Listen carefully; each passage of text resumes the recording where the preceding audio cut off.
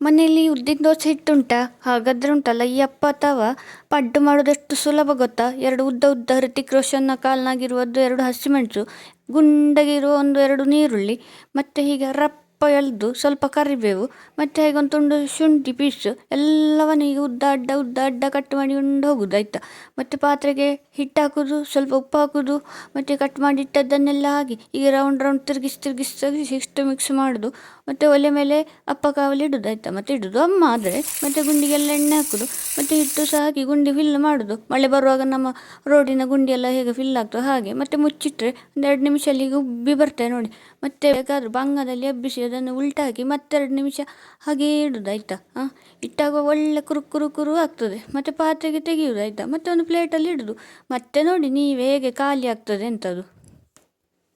ನನಗೆ ಹಾಂ